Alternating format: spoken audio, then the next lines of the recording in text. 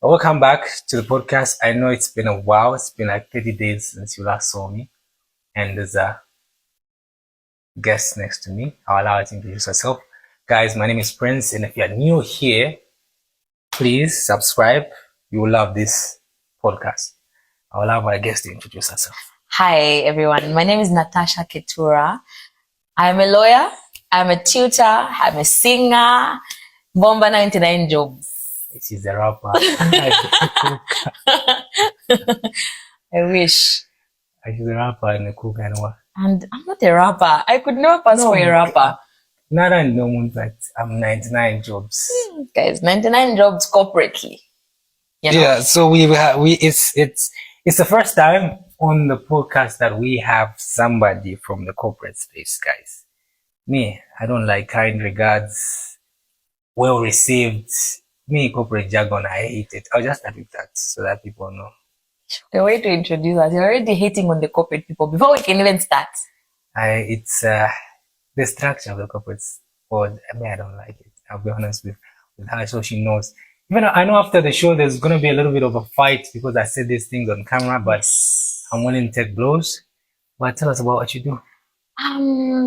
Well, now I used to work in a law firm for about 2.5 years, give or take. Okay. So I worked in the law firm for that period of time because I was at Ziale and because I always thought I wanted to practice. Okay. But then after doing it for a while, even though I didn't get to have my own personal court experience where I'm the one doing the actual representation, I was doing the escorting, I was doing the drafting, I was doing the writing of the court notes, I was doing the running around.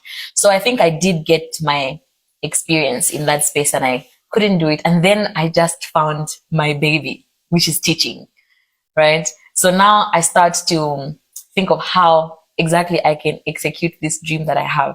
And I decided to register a school. So I have a tuition center called Luminary Innovation Academy. And I'm also a tutor at the University of Osaka. So that's what I do. University of Osaka. My Unilas people. We have a tutor right here for long. That's beautiful. I love how you transition from thinking you didn't belong into now like having your own baby. Yeah. So what should people expect when they come? Okay, before I get to that question, how did you know that teaching was your baby? How did you know that you are meant to teach someone? You know, it's such a funny story because my partner, Lumbanya, I've got a business partner, his name is Lumbanya Mlenga. Okay. He introduced me to tutoring when we were in third year. When she said my partner, everybody was like, "Oh my God, she married some kids, bro." No, I'm not married. I'm very single. Do like this, do like this. Yes. So my partner introduced me to tutoring in third year because he's a friend. We're in the same class. So I kept on complaining about how I was broke during that period. I don't have money. I don't have gigs. And at that time I was very active in singing at weddings. So it was dry. You just know every business at some point. It was so dry. And I said, what am I supposed to do? And he says, okay, look, because you're my friend, I'll give you one of my courses. So the first course he gave me was contract law. Okay. Which is what I'm primarily teaching now, years later. Okay. So he gave me the course and then I just tried it because I didn't have money. And then I said, I have seen beauty before, but this is a wonder. And I feel like the same zeal that people have, the same excitement they have when they win a case, when a student of mine passes an exam, I feel just as excited. You feel that. So that's how I knew like that. A proud mother. Like a proud mother. Oh, that's good. That's how you know teaching was your thing. That's how I knew teaching was my thing, yes. So how long have you been doing the teaching thing? For as long as 4 years. Yes. Parent degree. For as long degree name. For as long as 4 years. No, that's nice to know. Me, I'm not asking you what I do. Okay? Don't worry, I didn't know what you do. No, guys. This is not my full-time job. What do you do? You don't like me. For begging. For begging. We move. For begging. You don't like me like that. It's okay. Yeah. Okay, but guys, we have Natasha Ketura. And she's gonna give us today's episode is gonna be a little bit different than what we're used to, right?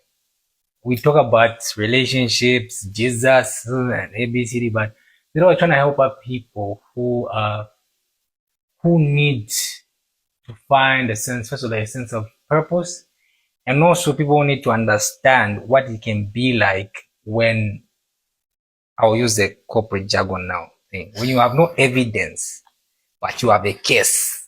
How do you win the case with no evidence?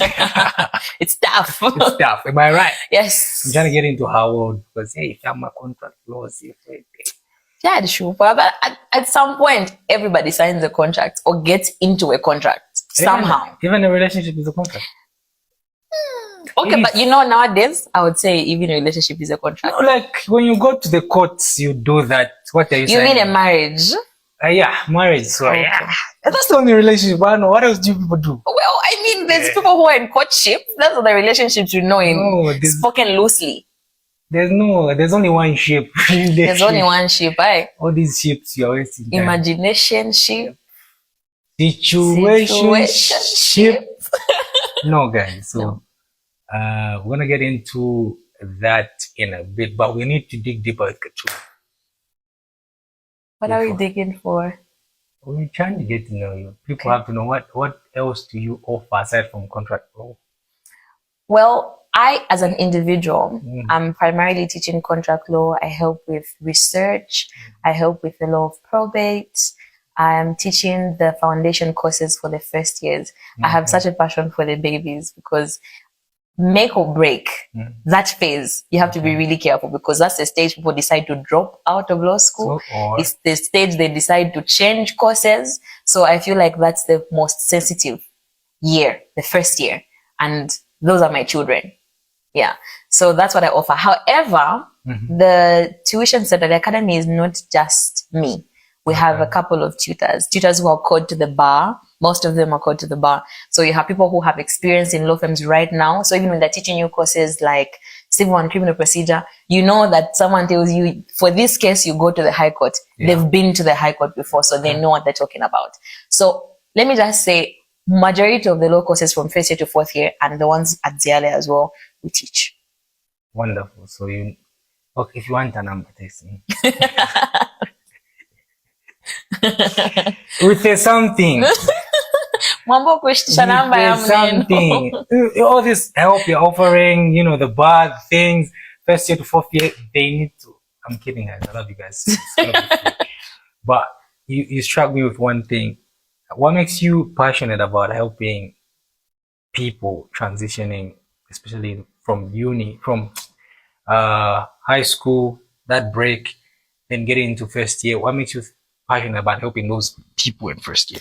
I figured that, unfortunately, I don't mean to toot my own horn, but I've always known I wanted to be a lawyer. That's what they will say.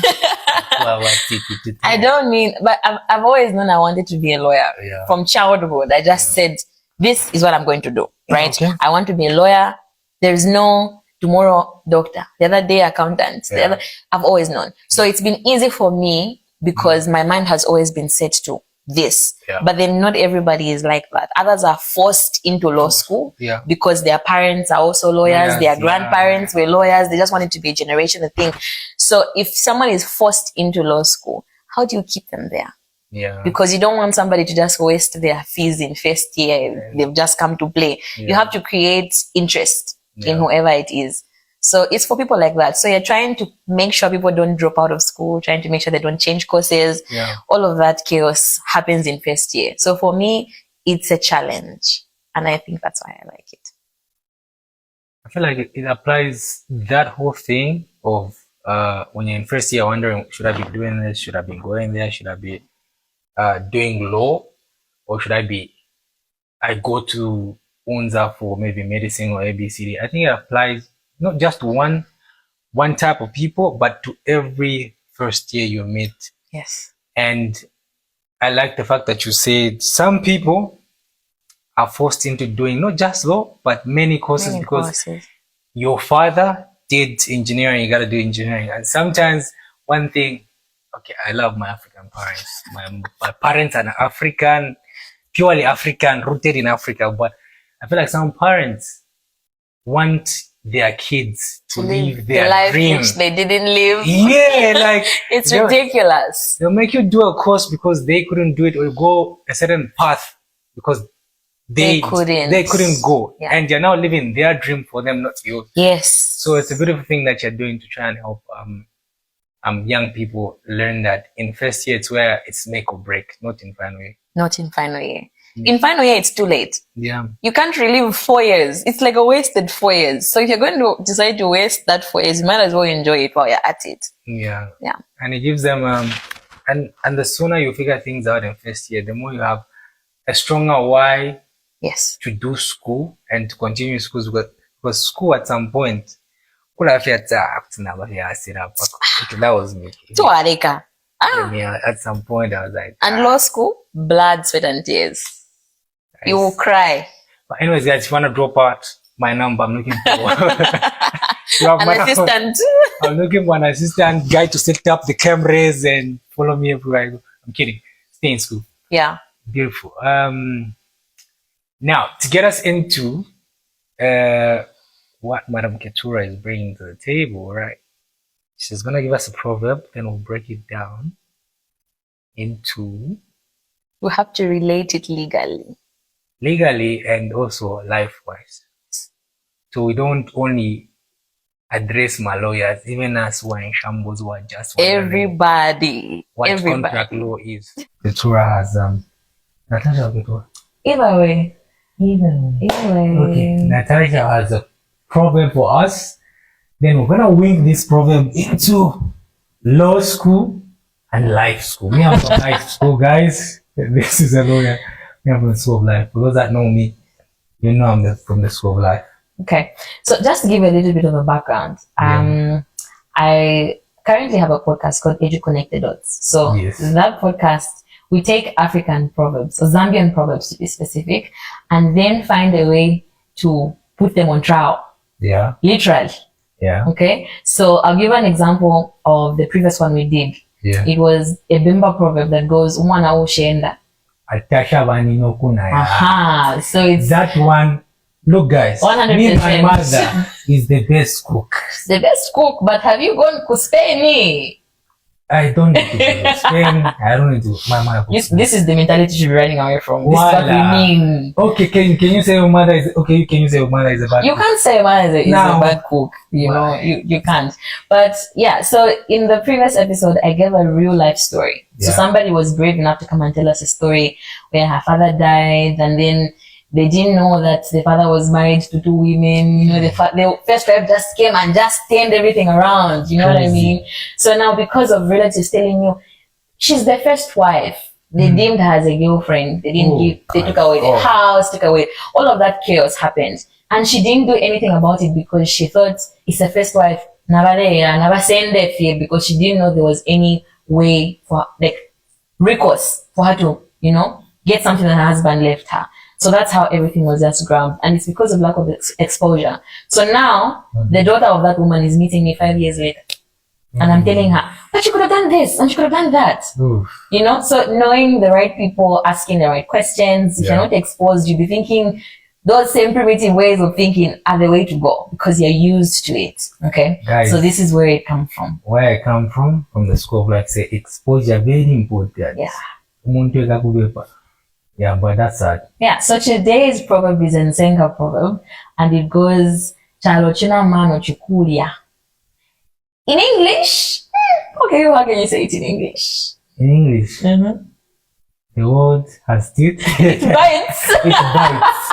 Yes. In Bemba we say, "Alekulanisha ivuli." Alekubiting. That's the one. That's the one. The word has teeth, it bites. And for us to relate it to the legal perspective, you look at things like deadlines.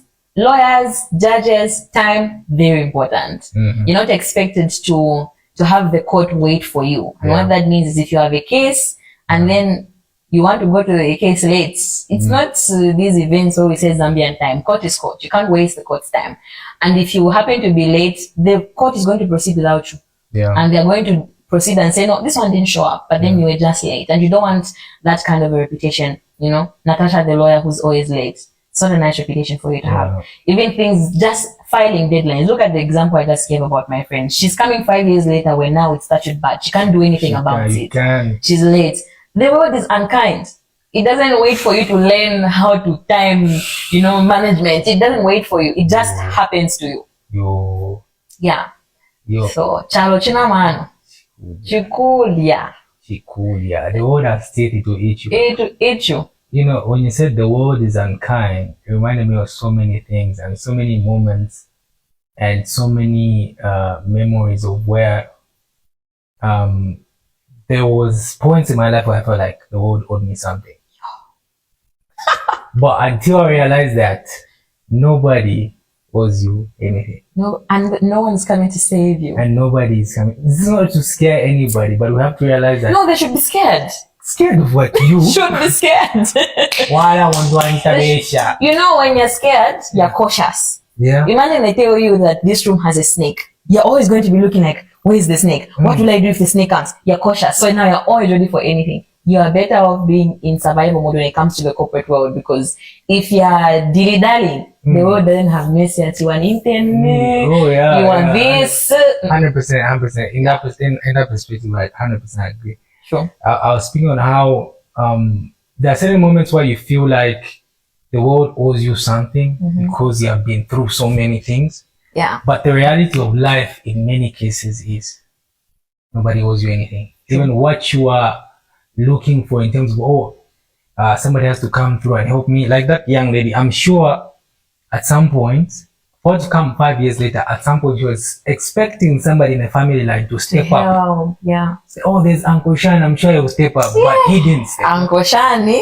There's Brother Shan, he didn't step up. Ghosted. Because the moment you think there is, I can even bring it this way, the moment you think there is a problem and you see the problem, that is your problem. Yeah. If you wait on people and when things align, when shiny, life continues. Life will keep on moving. Yeah. And for me, that's what it means. The world will eat you. Yeah. The more you sit down and wait on people to do things for you and think, certain things are supposed to happen for you because, they're entitled to that thing. That's very true. And if we're going to life this, there's that very famous series on Netflix. It's a recent one, How to Kill a Monkey.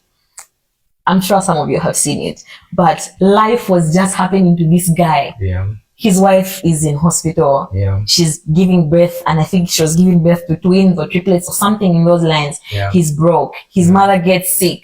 Yeah. She's in hospital. He can't afford. She dies. He can't afford to take the body out of the mortuary. Yeah.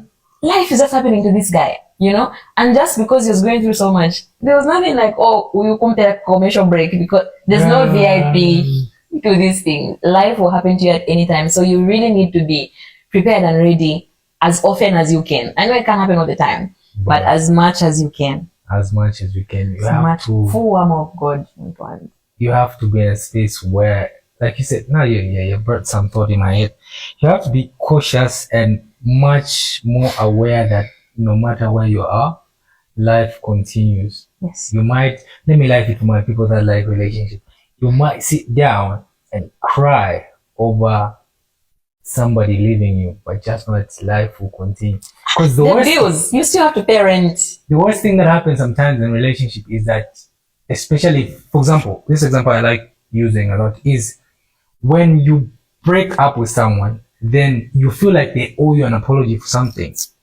And you sit there waiting and for the apology to come. They've moved on. They've moved on. Life has continued for them. Even if they apologize or they don't apologize, their life still progresses. So if you're going to decide to remain in that bubble, no, they should have apologized. You sit in that pain of no, they never apologized. They did this to me. Sometimes you just have to pick yourself up and understand that if I sit down, life continues and the world will eat me up. True. People don't care, hey? No one is coming to save you. You need. Yeah, I love you. What of you? People don't care. It's always them before anybody else. And take me to the Bible. I'm so jealous of our men, because men love themselves, guys. Men prioritize themselves. So if you're going there waiting for it's to be tough. They want to keep on biting and biting. So you can imagine you remain in that bubble you've mentioned. Yeah. Your rent is still going to need to be paid. If you have siblings, you still have to pay. You still have to eat, all of those things. So now it will be like one problem after another. When really it's just because you stayed in the bubble of and you waited because you felt entitled. And you waited because you felt certain entitled. things. Or I'm entitled to that apology. I'm entitled to them coming back. Yeah. And etc. But life continues. But what do you mean? You admire the men. What do we do? Men usually choose themselves. Choose themselves how? Like, you know why it's so common for our madam is so sensitive, this topic, they can stop listening to us. But can we be real? Yeah. Our GBV incidences, in times when it's the women who are being beaten, how long does it usually take for them to just leave? Stuff. Oh. The police have to intervene, there have to be family meetings. But if you are the one who gets a pan and hits a man face and he doesn't like abuse, he's out. Yeah. He is out undeniably. Cheating. A cheating man, yes, women will forgive and go back 700 times. This is just a fact. You cheat on a man, he's out. So, you know, it's so admirable how they can always choose themselves. We should really be learning from how you choose yourself. It's such an admirable trait. Men. Such an admirable trait. They want to learn our ways, but we don't teach them. We want to learn. Please teach us your ways. These ways in their blood. Yes. I wanted to bring back to GBV. You just reminded me of a couple of things. I feel like sometimes, just like relating it to the legal side a little bit on the GBV, legal side and the life side, right? Mm-hmm. Let me start with the life side because that's where I know the most. I feel like sometimes it's a societal thing and also depends on the people the woman has around. Yeah. Because I remember, for example, my mom, she went through a lot of it, right? Mm-hmm. But the reason she couldn't leave was how the people responded when she spoke to them. Oh, you can't take your husband to Shan. Shipikisha. Shipikisha kab. No, kukosa, this is how marriage is. Just pray for your husband. So that affects. And that is happening today. Yeah. Even today, people are being told that is how marriage is. That is how women are. That is how men are. You know, we are conforming to societal norms that now we are all starting to believe that, aliens are in a kamsango. No, guys. You know? So it's tough. No, it's spoken about now, but when it's practical, no, guys. It's tough. I don't think we should be in a space where mediocrity, first of all, and abuse and unkindness. The unkindness we're talking about here is not you being ruthless with people. It's you understanding that time will continue going on. You'll be expected to show up at work. You'll be expected to do things. You'll be expected to leave. The buses will still move. That's what we mean by chalo china mano. Life will continue lifing regardless of where you are. Yeah. But you have the power to stand up and move with life regardless of what has happened. Very true. That's the point. Very true. Now, I'm bringing back to what I was saying. We do not want, I would like to be in a world where mediocrity, unkindness, ruthlessness are considered as, we accept certain things just being normal, which are abnormal. And that's true because that's how certain things are right now. We just look at them like, no.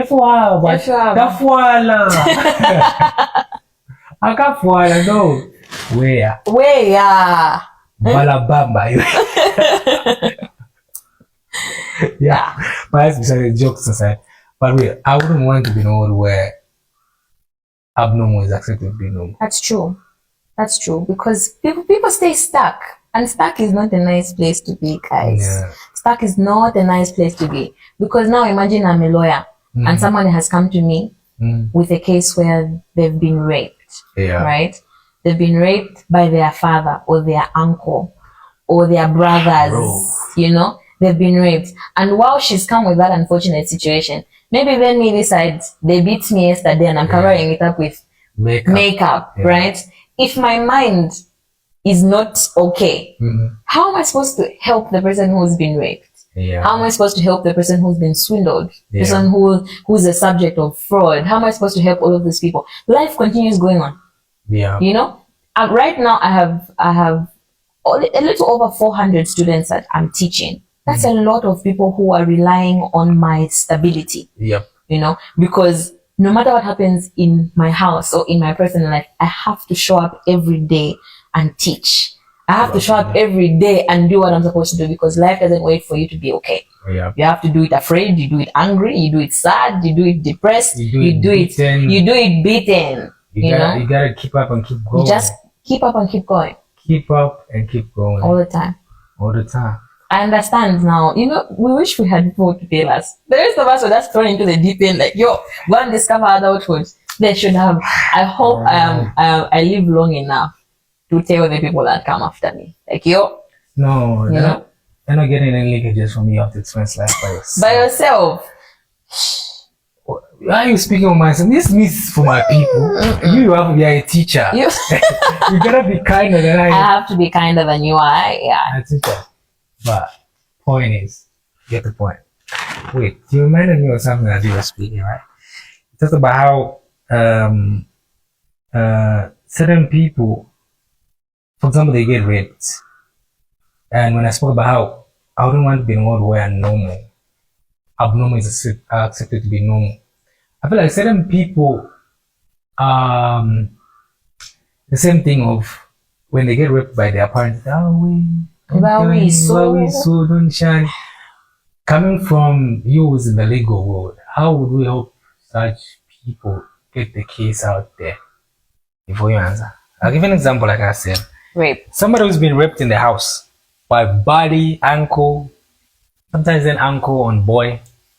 That's nasty. How do we help such people? You know, first, the victim has to be willing to expose whoever it is that has raped her. The victim has a problem of the mother is saying stuff like, no, that's your father. But then in court, it can't hold water. The victim is the one who has what's called locus standi. So that's like it's you who is affected by a case that has the standing to say, this has happened to me, therefore I want to take legal action. I can't take legal action on behalf of somebody else unless they're a minor. So if the person who's been raped is underage, they are 15 years old, 14 years, underage, 18 and yes, then the mother can step in and say, look, I am the guardian of this child and this is what has happened, and then you can proceed from there. But if they are 21, you're big, you're old enough to know that you must not be raped by your father. In fact, even before 21, we already know that you must not be raped by your father. So it should also take your willingness to want to take the case further. Okay, as for evidence, when someone has been raped, it shows, especially if you've raped a virgin, it's going to show medically. They'll take you for examination. My medical people can help us in the comments, right? Medically, it shows that somebody has been raped. And are we about to get very real? In an instant, we're deep. Let's go to the detail. Yes, in an instance that the person has raped you and they've left their things, it's DNA. So if they're going to say you've accused the father, it's DNA. It's going to show that he's the one who has raped that child. Little did I know that you can go to court, you do a DNA test, and you win the case using the DNA test. I mean, you can. How do people with paternity issues win? There's no evidence to show outside, especially if the child looks like the mother's family. How would you know that it's your child? You have to have a DNA test done just to see. Sometimes even witnesses, they're telling me not even if the child has been raped for 3 years consecutively. No one saw or heard something awkward. In the same household, someone has to know something. Guys, reminder, this is law school and life school. So let me talk from a life school point of view, right? There are cases where you're in a house for a very long time and the oppressor will have their foot on your neck. True. To say, if you say, even just your mother, your sister, your brother, You won't have anywhere to eat, to sleep, what to eat.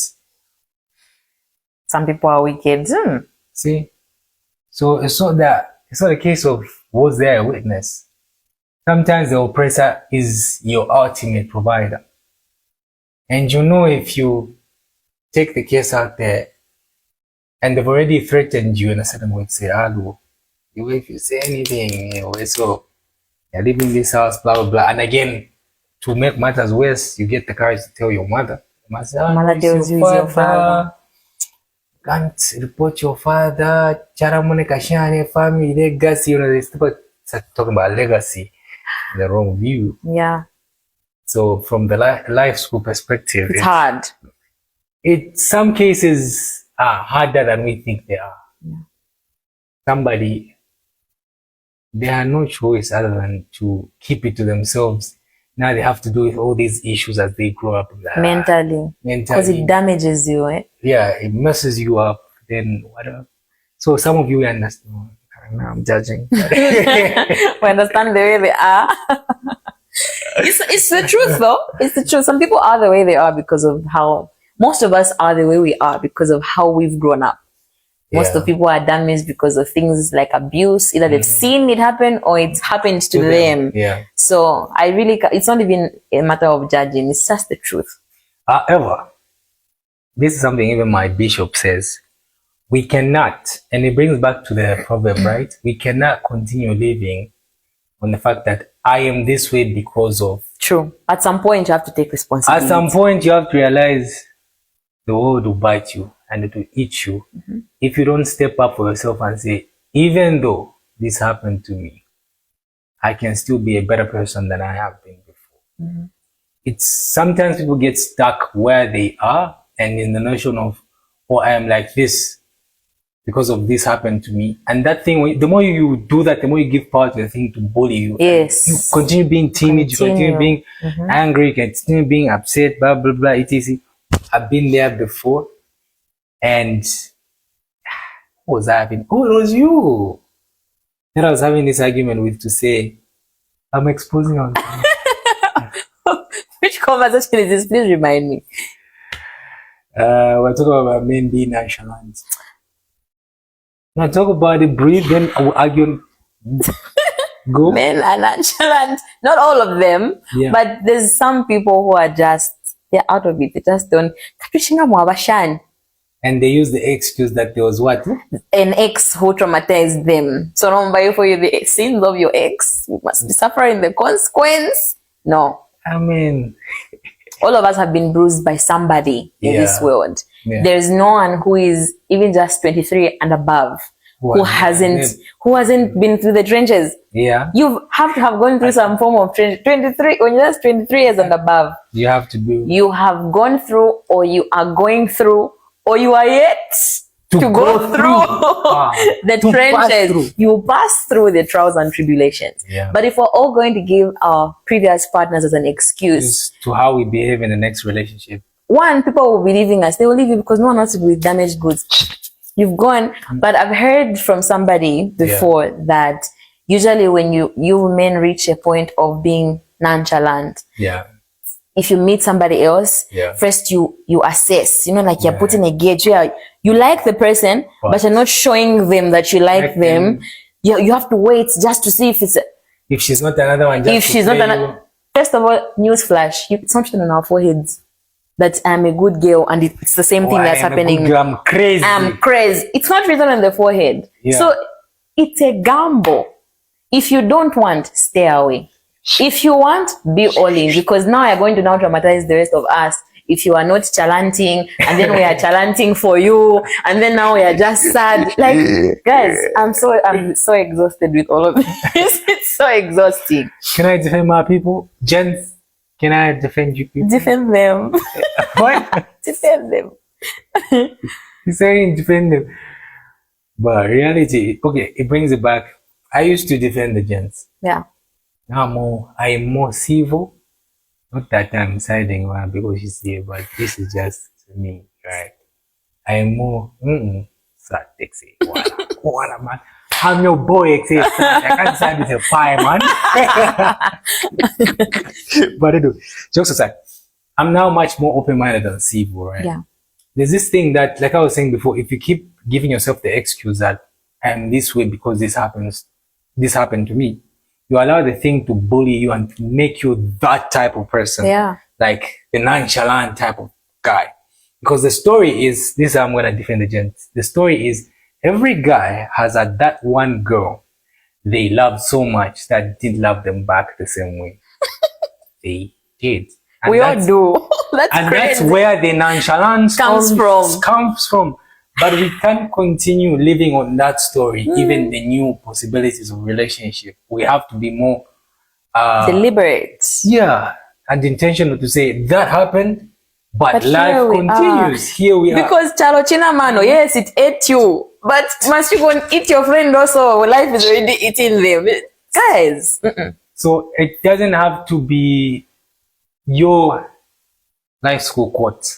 Your past doesn't have to be your excuse to waste people's time and your own future and your own potential. Because that's exactly what happens when you live on, this happened to me and I'm this way because of that. It's true. And sometimes I feel people are so scared of letting go of the past because they wouldn't know who they would become if there was no past. It's all you knew. Now you're scared to step into something new. Stuff. And you no longer have the valid excuse of I did this because that happened. Yes. Now you're on a plain canvas and just like, what am I supposed to do now? Yeah. I just did that and I just did that. Even legally speaking, you think you win cases all the time. You won't. But now, if you lose a case and take that L, you stop chanting for law and say that, no, I won't even study after all. In my previous case, I studied and I lost. So today I want, what's that behavior? You can't do it. You have to go home all the time. Yeah. That's the only way you do better. Yeah. Right? So if you fail this time, you get back up and try again until it works. Love you, go and love another one. Go and love another, and this time, please try loving someone who loves you back, because we always do these things to ourselves. They don't like us, but whatever to yako, it's sad. They say they had. They say the heart wants what it wants, but sometimes it's true. The heart does want what it wants. Yeah. Let me sound like a preacher, man. Right? Let's take it to the Bible. The ultimate school of life is the Bible. Remember, the Bible says, the heart. What? Let me remember. Hebrews. I think Hebrews.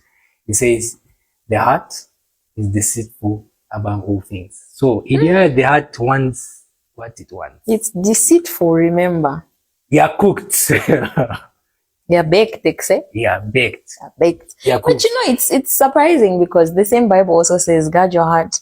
Because what's the scripture again? Proverbs 4:23. I don't remember the scripture, but I remember the verse. Guard your heart above all else, for from it flows the something of life. Guard your heart above everything else. From it flows the issues of life. The same deceitful heart. That's where the issues of life flow from. Yeah, because you can't trust your heart. You see, because it's a case of what you put in your heart. The reason why the Bible says issues of life flow from it, right?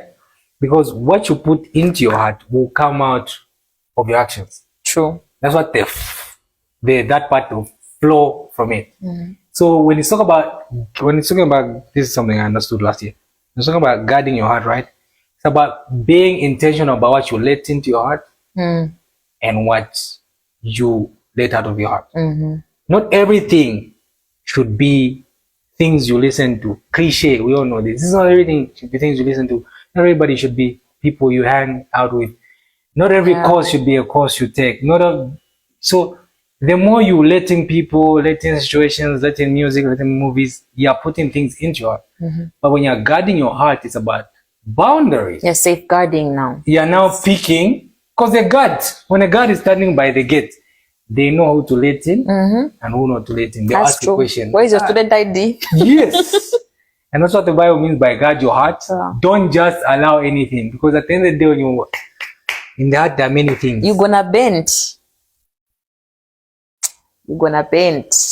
Exactly what she said. Yeah. So we are bringing it back to low case. So Chalo china mano chikuja. When it comes to, what did I say? Chalo china mano chikulia. Chikulia, not chikuja. So when we bring it back to the school law, right?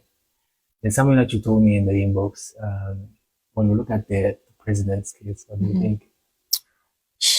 Scary to talk about such things. But when I was talking about the president's case and making reference to this, yes.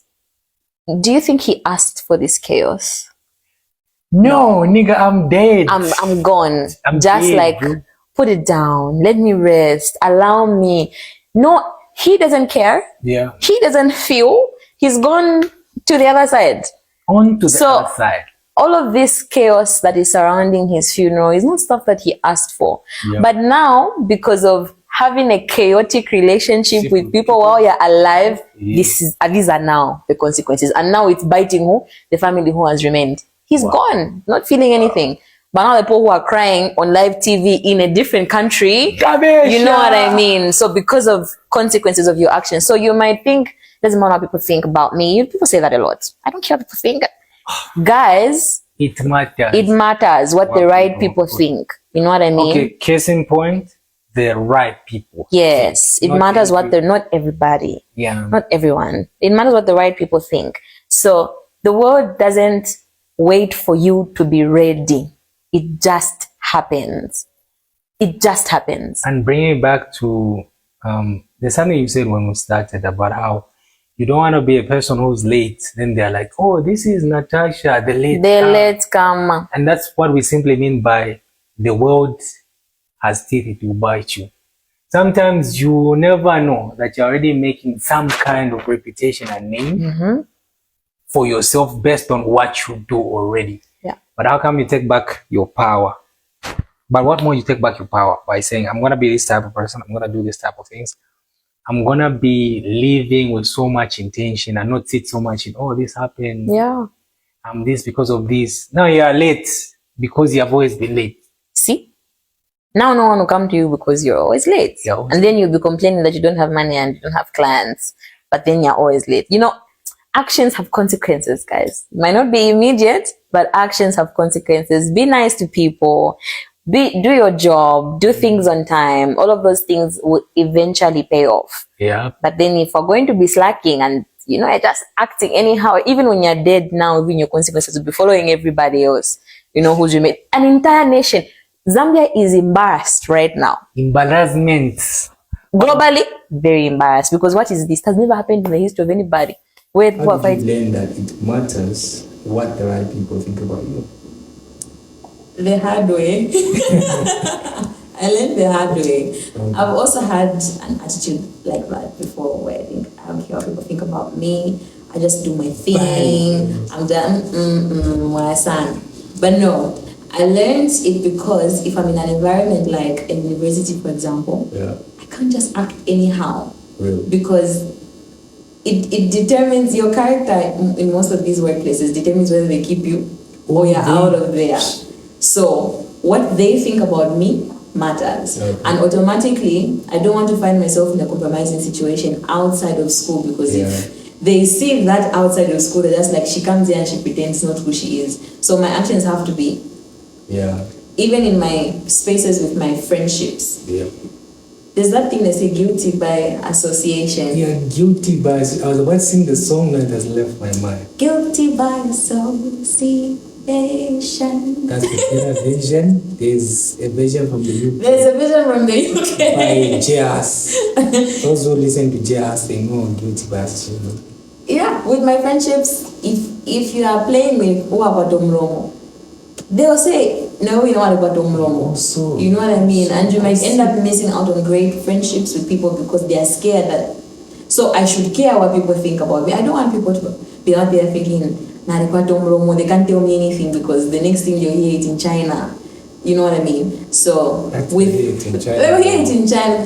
The world is such a small place, like this small. In books. Yeah. So when I learned that I wanted to maintain my friendships, my relationships, my job, I learned that what people think, the right people think, matters. 100% agree with you on that one. And it's something a lot of people, like you said, to keep your relationships, your friends, and especially working with people, you need to understand that your actions will affect how people think about you. Yes. And if you're gonna leave the whole thing of, I don't care what they think about me, I'm gonna do what I wanna do. It comes to a point, like you said, you're in school, you're not doing what the school wants you to do. Mm-hmm. They're gonna think you're stupid. Yeah. So it does matter what people think about you. Have the right people. The right people think about you. If I post a video like this podcast, we post it, and then a hater comes and says, "Hey, you shouldn't have that." I don't care. That part. See, we'll bury you with your We don't opinion. care. In fact, we'll delete your comments so that no one must see the rubbish comments you have to No, say. we'll pin it so they We'll laugh pin at it your so they laugh at you. foolishness. That's an even better way to do it. We'll pin it so they can laugh at your foolishness. Yeah, Yes. But the point is, it will always matter what the right people think about you, because the right people are the people that bring you into opportunity. They build you. They build you, Yeah. they correct you, and they are straight with you, straight to the point. And also, I wanted to bring it back to my world. We'll talk about the lawyer side, the school of life, but I deal with branding and marketing, right? What customers think about you will always matter more than what you sell.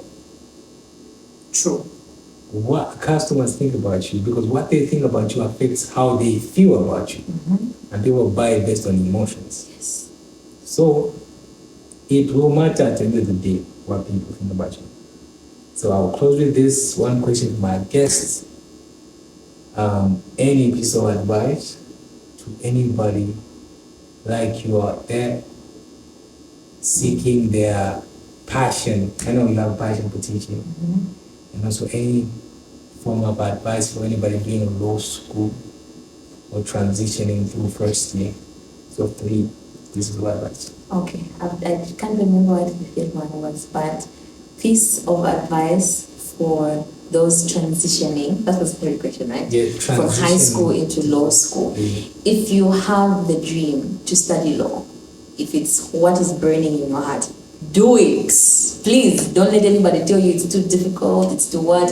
Will it be difficult? Yes. Will there be times when you cry? Yes. Maybe our men are stronger than us, but ladies, you cry. You will cry, but it's the beautiful part about it, because then you think, I cried. Then someone must ask me for free legal advice. In a damn way. You know what I mean? So please just do it. Just aside, please do it. Follow your dream, follow your passion.